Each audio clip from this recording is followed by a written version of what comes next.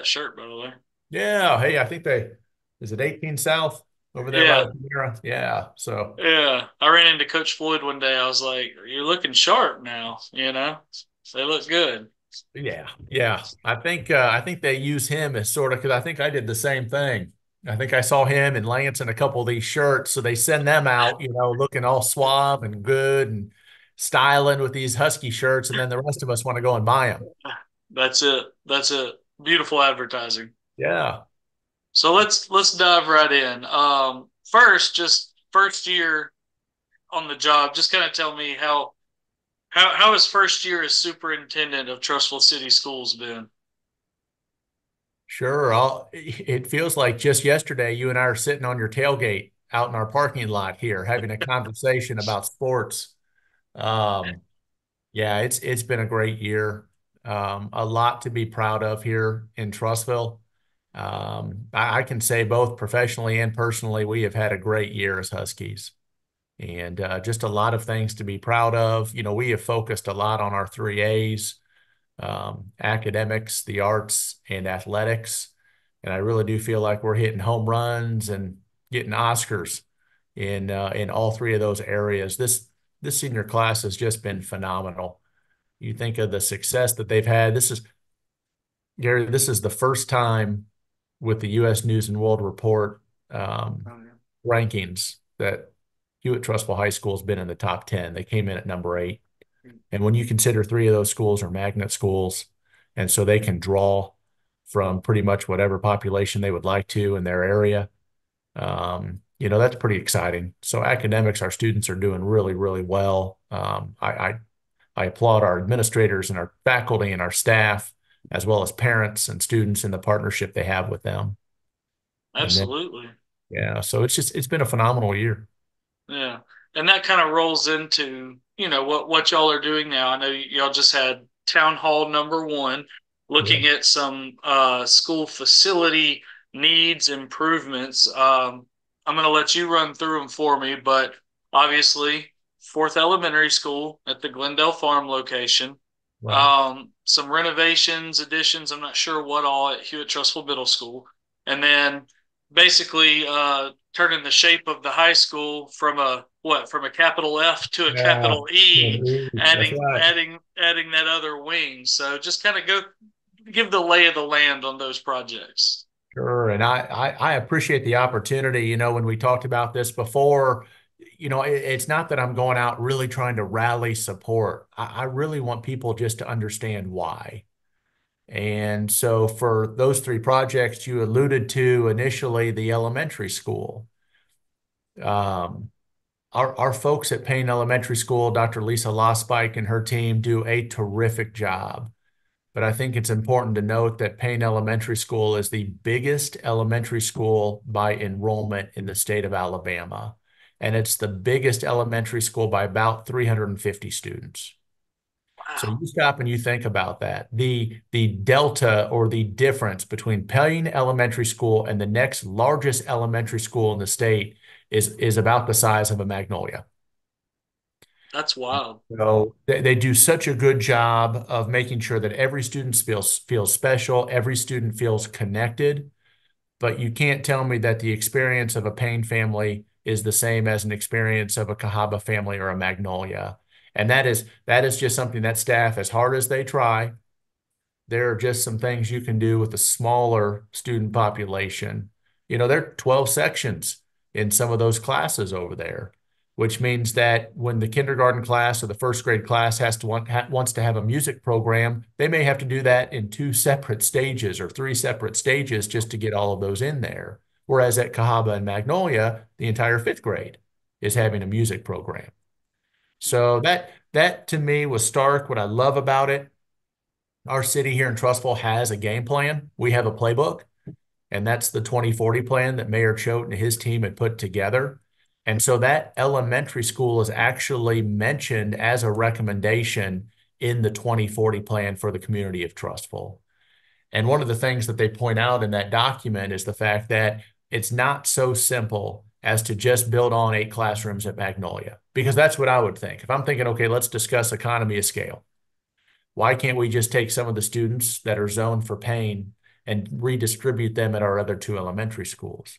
And that makes a lot of sense. But when you think about spaces that are general spaces, such as your kitchen cafeteria, or you think about your gymnasium that's used for physical education, or even your playground outside, it cannot accommodate another 150, 200 students at Magnolia Elementary School. So that's why we feel very strongly in the fact that there needs to be a fourth elementary school here in Trussville. Yeah. And then how about those other two?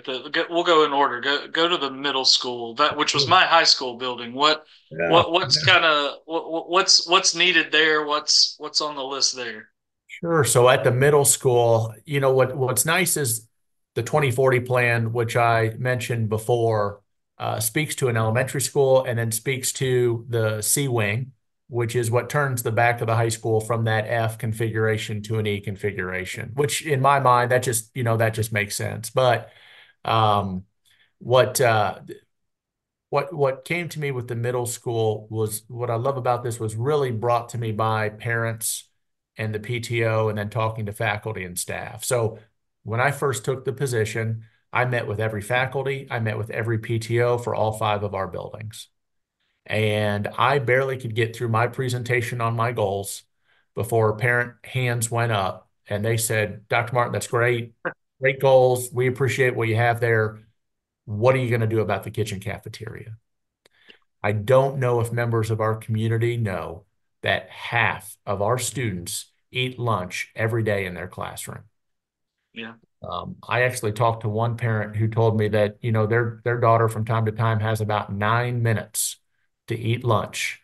But from the time they go and they get their tray and they have their food and they walk back to their classroom and then it's time to clean up, that interim between sitting down, opening her lunch to, all right, time to pack up and go is 9 minutes. And Wow. so to me, when you have over half of your students needing to do that and eat in the classroom, one, that's not ideal for teachers and faculty. It's not ideal for our students. We took the leadership team for Leadership Trustful through there, which remember we came and saw you Yeah. um, when we were all together for the Historical Society here of Trustful. And well, I took them through the middle school, and you see these students carrying these giant bags of trash to take those out. Um, and so, our space for kitchen cafeteria is about half the size of what it would need to be. And so the first project over there at the middle school would be to build a new kitchen cafeteria space suitable for a student body of 1,200 students. And so what we would do with the space that's currently being used for the kitchen cafeteria is create that as a special needs space, special needs classrooms. What I like about it, it's right there on that circle drive Yeah. in the front of the building. So we have a lot of students in our special needs programs who love going through carpool, love going through car line, but we also have some that may pose some difficulty. So it would give them an ideal place for drop off. But the other thing too is with special needs, what uh, what we need to do is have classrooms that are suitable for self-contained classrooms. And so, restroom facilities and potentially shower facilities and some of those facilities, along with classrooms that are that are adaptable for special needs students. That could be a space at our current kitchen cafeteria that could accommodate that segment of the student body. And then finally, because we're using the old gymnasium, the auxiliary gymnasium for the new kitchen cafeteria space, along with the old band room, which you remember from being a student Yeah. there, there would be the need for either an auxiliary gym or competition gym so that a school of that size needs two gymnasiums. And so really those are the three projects for the middle school: new kitchen cafeteria, special needs classrooms, and then a gymnasium that would be a second gymnasium to accommodate 1,200 kids. Wow. Okay. No, you answered all the follow-ups I would have had there about kind of where things would lay out. So, Right. um, C Wing then at the high school, that goes where would that be exactly? Sure. So if you know where the bridge is that goes back to the practice band field, so it is the wing that is closest to that bridge. And Gotcha. so what that allows us to do right now, we're at about 105, 106% capacity of the high school with our student body. I mean, we're 1,550, pushing 1,600 Yeah. in that range. And so what this allows us to do is to get down around 80% capacity. It'd be 22 classrooms. Four of those rooms would be for science labs, as well as, because we're adding on, we would need to provide additional storm shelter space for our students and staff. How many floors? The same. If you've been over, Yeah, when you think of the F on the back, right? So that yeah, configuration, you have A wing, B wing, C wing. Each of them have zero floor all the way up to it's a four-story building four counting zero. story. Mhm. Okay. It, Wow. it So would mirror the other two. awesome. And wow, you said 22 more classrooms? 22 more classrooms. Wow. Yeah, that takes that percentage down considerably. Go from about 105, 106% capacity. Now that's according to our demographer, Right. down to about 80% capacity. Wow. Super helpful. What is a let's get into the thing that all journalists love. Let's get into numbers. Sure. Uh, I'm saying that firmly tongue Oh, I in cheek. know. No, I know. I appreciate it. What's a projected cost for stuff like this? Like, do you have like is it all these rolled into one big cost that you're looking at, or is it kind of broken down by school project? Sure. So I'll just give you round numbers, okay? And don't hold me to these. Of course, this is always subject to the bid Yeah. law. But you figure a new elementary school, if we're at about 375 to 425 per square feet, so I'm giving me about a $50 delta between the two, you're in that $45 million range for a new elementary school. The modifications at the middle school anywhere between 20, 25 million. And then C Wing, we're estimating it right at 20 million. So your figure 45, 25, and 20, it's about a $90 million project. Wow. How would you? We'll get into ad valorem here in just a second, but if we'll get into ad valorem, but if an ad valorem were to pass, how would you go about? Do you stagger those? Does one come before the other? Like, how do you kind of chronologically go through that?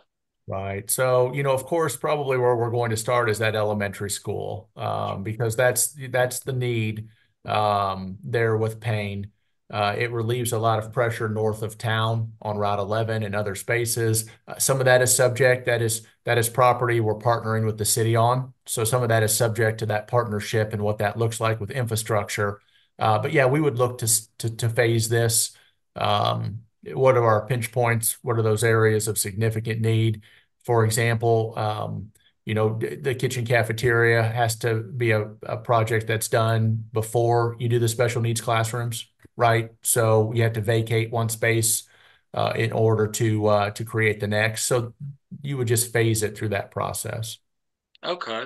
So let's talk ad valorem. I covered this about a decade ago, seemingly on a daily basis. Sandra would know how much I was around during all of that.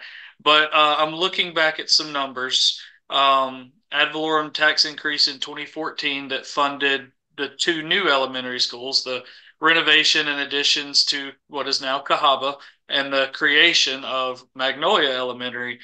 February 2014, residents voted. Numbers that I have, it was 2,813 people voted for, 1,935 people voted against. What is kind of the thought process here for an ad valorem? How do you go about that?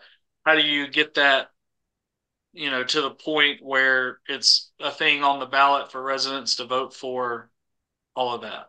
Sure. So we had our town hall last Thursday there at the high school. We're going to have two more town halls, the last Thursday in June and the last Thursday in July. But the mayor and I are committed to getting out to neighborhoods. I've already been talking to some of the HOAs about getting out to neighborhoods, sharing this ask, giving the why with those. But the week before this past town hall meeting, the governor actually signed off on legislation to allow us to put this on the ballot. So we are through. As you know, yesterday was the last day. It was the 30th day of the legislative session anyway. But from a legislative standpoint, we are through that process. So now the city will make a determination of when in August we would have a vote and what that looks like. Um, in terms of what we would ask for, 12.9 mil A 12.9 mil would take us to 75 mil here for the community. And a 12.9 mil ask would garner right at about $90 million. And And that's and that and that's the most y'all could go, right? Getting up to that 75, because Trussville's on that threshold from some lid legislation, right? yeah, the lid bill caps you at 75. Now I'm gonna give you some numbers here. So for example, Trussville currently is at 62.1. So 12.9 added to that 62.1 puts us at 75. Right. But when we're looking at some of the other millage, the community millage or ad valorem taxes, like Mountain Brook right now is at 109 mil. Vestavia is at 92.6 mil. Pleasant Grove is at 80.1 mil. And the reason that they are able to exceed the lid bill of 75 is because when the lid bill was passed, they were already exceeding the lid bill. I'm just going to keep going. Homewood is at 75.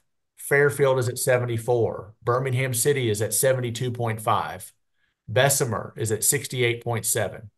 We're at 62.1. Gardendale's at 60.1. Hueytown's at 60.1. Leeds, 59.3. So, you can see really from top to bottom, from Mountain Brook to 109 to, so let's just say Fultondale's at 55.1. Um, I can share with you, when you look at that list, the expectation academically, athletically, and from an artistic standpoint is that we're competing with certain schools um, who are exceeding quite a bit what we are collecting in ad valorem. And I think it's important to note that, like, let's just say Vestavia Hills at 92.6. They have 30 more mil that they're collecting than us. I think it's also important to note that a mill in Vestavia garners about $900,000. A mill in Trussville garners about $500,000. So you have to think of it from the standpoint of not only are they collecting additional mill, but what a mill is worth is about twice as much as well.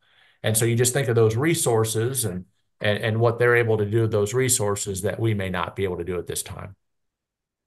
What does get into some more numbers for me? I remember this was a big deal, a decade ago when this passed. The previous time, I think it was a 7 mil increase It then at was that in time. 2014, right? Yeah. I think, there was trying to put things in layman's terms for the community. It was like, hey, if your assessed value of your property is, or your home is $100,000, it equated to, I'm just pulling numbers. It equated to $100 more in property tax, that kind of thing. How would this kind of break down for folks in Trustful? So if you take 12.9 mil and you have a home that is $100,000, that's $129 more that you will pay per year, which I think I have that broken out. It's like $2.50 a week. So, you figure $100,000 house. Now, if you have a $500,000 house, it's $645 more per year than what you're paying right now. So all I did was I took that 129 multiplied by five, the difference between a $100,000 house and a $500,000 house, and that's how I got to that amount. So $100,000 house, $129 more in ad valorem taxes per year, and then a $500,000 house, $645 more per year. And I broke that out by week. So if you have a $500,000 house here in Trussville, Yeah. that increase would be about $12.40 more per week. Right. So it's like when you really break it down, I mean, like nobody likes new taxes, of course. But here's what I've said. Covering this stuff, I would just cover the facts that I had. But if anybody asked me about this stuff, I live in Trustful, so if this passes, it will affect my pocketbook as well, right? But like when I look at something like this that is a local tax, a local thing. It's going to things that affect your day-to-day life. Like I don't, tax is a hard word. It's a triggering word for people. It's a hot button issue, that kind of thing. I look at it more like an investment because like if you're what is something that's going to attract people to your city the most? It's your school system, right? And if you are investing in that and giving people, certainly at Payne, giving them the space they need, you ultimately can then offer more academies, offer more opportunities for your students. People are going to want to live there. And long term, guess what that's going to do for your property value? Right. It's going to increase it. And so I think sometimes people get they want to react really quickly without thinking things through. I mean, that's the nature of people today, it seems like, with these smartphones and Facebook and Twitter and all the things. But if you really kind of take a step back and think it through, I think it's something that ultimately helps yourself and your community long term. Right. Do you I, agree? I agree. And can I just share that for the Martin family, our home is our biggest investment. Yeah. And so here, as far as the school system is concerned in Trussville, I've heard often that the school system is the jewel in the crown of the community of Trussville. And so if, like I said, my home is my biggest investment, a home in Trussville has been a very good investment. And so I went and looked at the Alabama Association of Realtors, and they've got to document their economic and real estate report. In 2005, the average home sale price in Trussville was just under $240,000. It was $239,775. In 2023, the average home sales price was $445,000. And so even if you take that, I'm just going to go from 2018 to now. In 2018, that number was $288,000. And still, 2023, we're at $445,000. So a home purchased in Trussville during that time has been a very good investment. And we like to think that the school system and its contribution to the community has helped somewhat to see that escalation. Absolutely. You mentioned, you came over from Vestavia, and I think you mentioned their rate 92 point That's right. something. Were you a part of anything like this at Vestavia Hills? Anything comparable? Sure. So what Vestavia looked to do, I think it was just as I was leaving that. So if I arrived in mid-April, their vote took place in May. And so I was helping with all of the capital improvements and whatnot. Now Vestavia was not successful in their vote. Um, the difference here, I feel like, is ours is probably more infrastructure. And what I mean by that is some of their programs were more ancillary to the core program in Vestavia, where ours here, um, we've got the largest elementary school in the state. We've got kids eating lunch in their classrooms.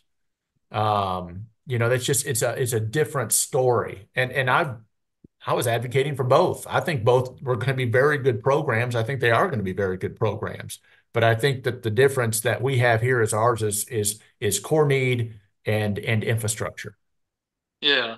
I had, I went to the old junior high that I guess is I don't know what y'all use it for now. Right. I think Uh, the Boy Scouts use a portion of that, and yeah, Alternative Learning Center is housed right. there. Yes, I know right where you're talking about. Yeah, I was one of the last classes that attended that school before half of it fell into the earth Okay. Yep. with the sinkholes, and Yeah. so we lost our library and we lost our lunchroom, and Okay. so what they did was, my understanding, they bust books over. We got two modulars, out front, and they would change books out every so often. My guess was at the time the middle school, which is now Cahaba Elementary, they would bring us books from there or the high school. I don't know. And then they would also bus lunch down the street to us. And then if you were someone who didn't bring your lunch, you would get your lunch from there, and everybody ate at the same time in their classroom. My classroom that happened to fall during lunch was ninth grade biology, and Oh, I'm just going to tell you, eating in the same classroom where you might be doing some uh, scalping on some frogs and stuff, not yeah. the greatest thing, but that was a little more out of necessity just because it was a sinkhole. But stuff like this, like you mentioned, it's an infrastructure thing, it's a growth thing. Something has to happen, and this seems like the way that's to go forward. Do you get you look at like elections, right? Whether it be a presidential, whether it be a local municipal kind of thing, 59% to 41% is not considered that close, really. But in 2014, when it passed by that margin, I honestly thought it would have been uh, more of a blowout, so to speak. Yeah. Do you get nervous? Do you get anxious? Are you confident? Like, how do you kind of feel about it? I know y'all are kind of at the outset of this community involvement aspect, but where's your head at with it right now? Well, I think one thing that we really have going for us is that you have all five board members and the superintendent, as well as all five city council people and the mayor lockstep with this. What gives me some confidence is the fact that this isn't me as superintendent saying this is what I think we need to do. As I mentioned at the offset, two of our three projects were in the 2040 plan, and that's a grassroots strategic plan for the community of Trussville. So it's been thought about by the community already. Really, what I'm coming in and doing is saying, okay, can I show you some numbers that support? Like I don't know if people knew that Payne Elementary is the largest in the state. And so when I call down to Ethan Taylor at the Alabama State Department of Education and say, okay, give me the 10 biggest elementary schools in the state, and the next one's 1,000. I don't know if anybody in town knew that it was that big by that margin over the second largest elementary school. I don't know, if I'm sure they knew, but just put eyes and started to communicate that, hey, we have half the kids eating lunch in classrooms. Is that where we want to be as a school system? We stress Yeah, excellence in academics, athletics, and the arts. Um, when we say that we want to do this and this is the caliber of school system that we want to be, is that part of that caliber? And yeah, so to answer your question, there are a lot of areas that give me confidence. At the same time, I know right now in 2024, May of 2024, it's not ideal to be going out and asking folks to dig deeper into their pockets. I know that. I feel the crunch just like everyone else does in terms of when I go to church and then go to lunch afterwards with my family. Sometimes that's three times more than what I paid 5 years ago. Now my kids are getting bigger, so that's part of it. But I also know that the cost per item, yeah, that's a sort of a family affair for us is getting to go to church and then going out to dinner afterwards. And that's really a special time for us. But I've seen that number increase and I know our owners of restaurants and folks, they see their costs increasing, and so they have to accommodate for that.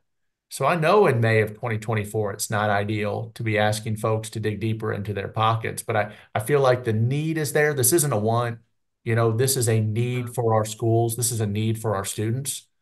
And so I know that, like you've mentioned, the 2014 um, campaign, the community of Trussville steps up to support its kids. They did it when they set up this system in 2005. They did it in 2014 with the 7 mil ad valorem increase to create new elementary school spaces. And I think that if the community of Trussville feels that this is a need, they'll do it again for their kids.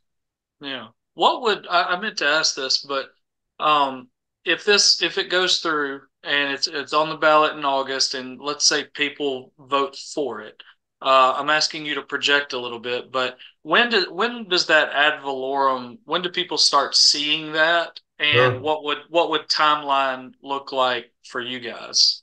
So let's just say that if it passed in August, dollars start to flow in October of 2025. Okay, not Okay. 24, 25. We can be working through the design phase, get everything set. There are also some mechanisms that if we want to pay interest a little bit early, we can actually go ahead and start the bonds to get those projects started.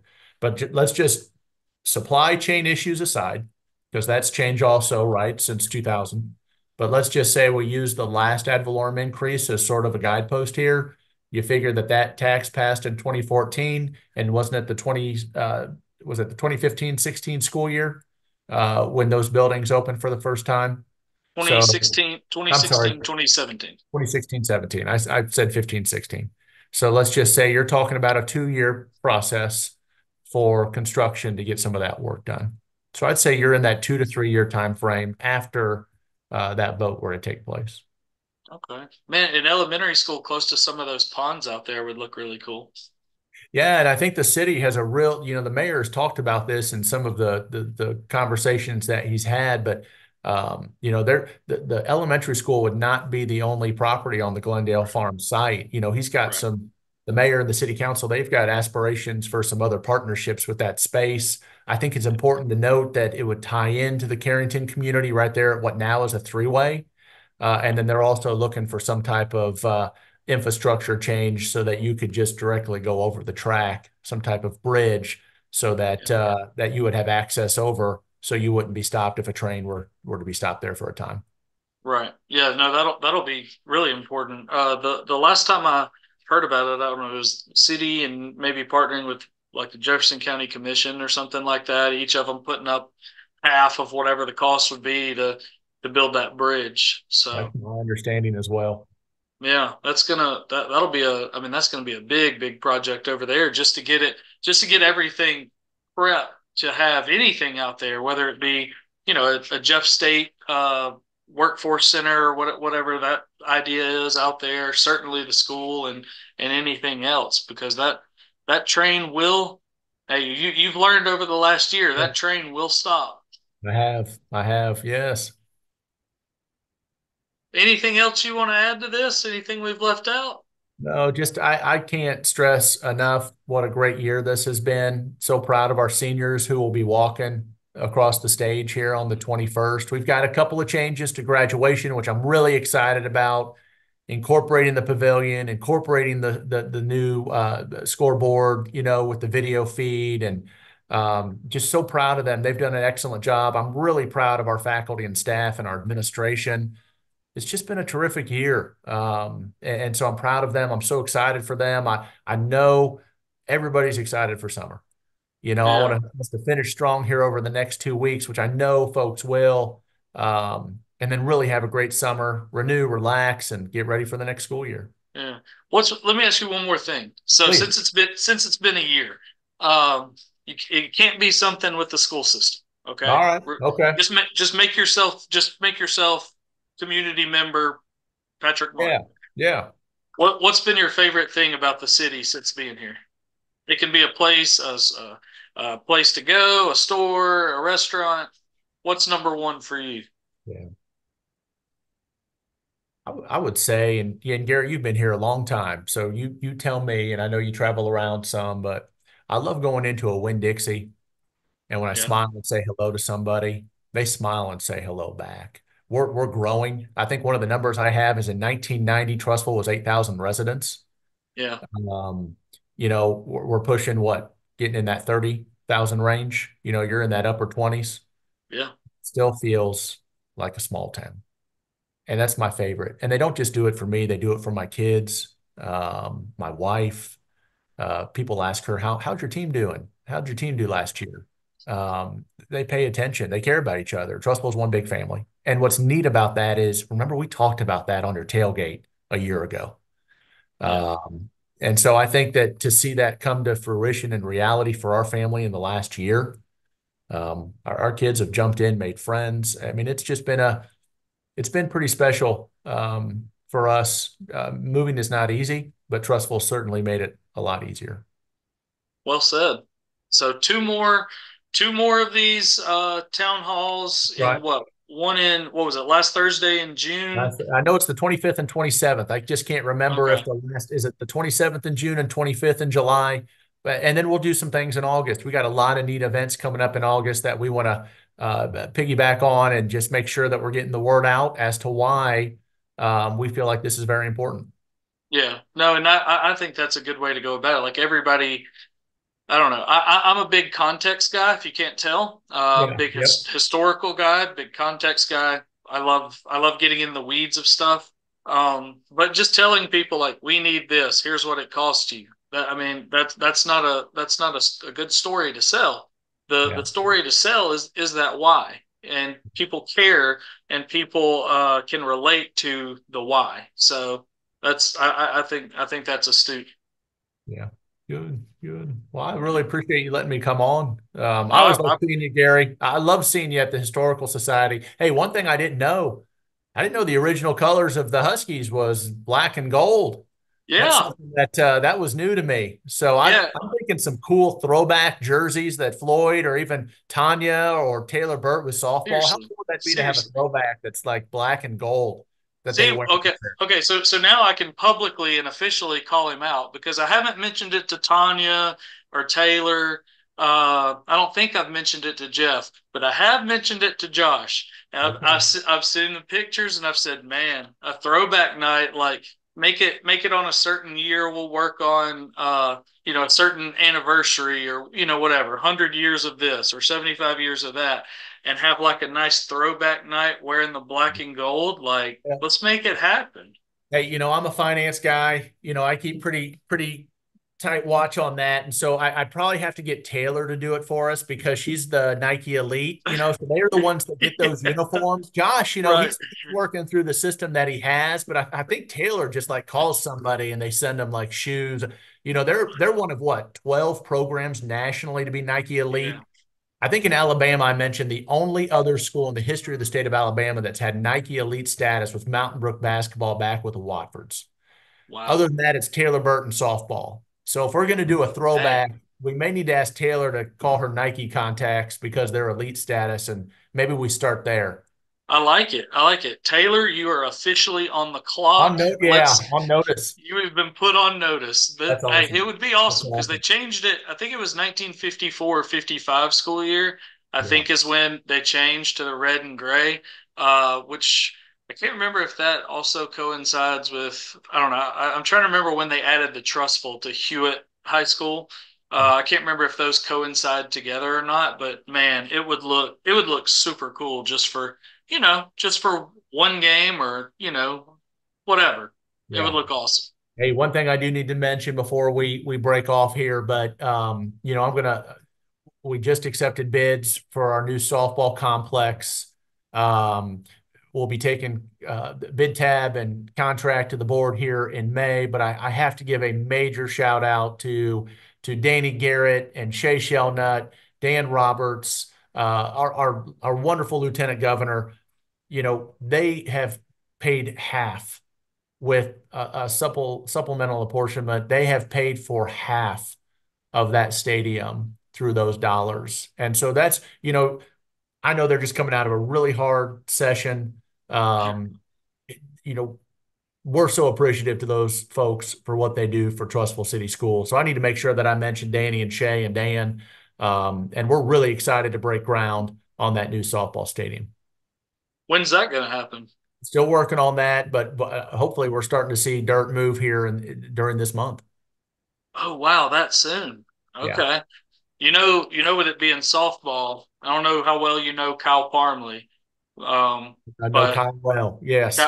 Kyle will probably pull up a chair and watch, waiting on that to be done. Yeah. Yeah. Agreed. Kyle's a big softball. He also, he does this.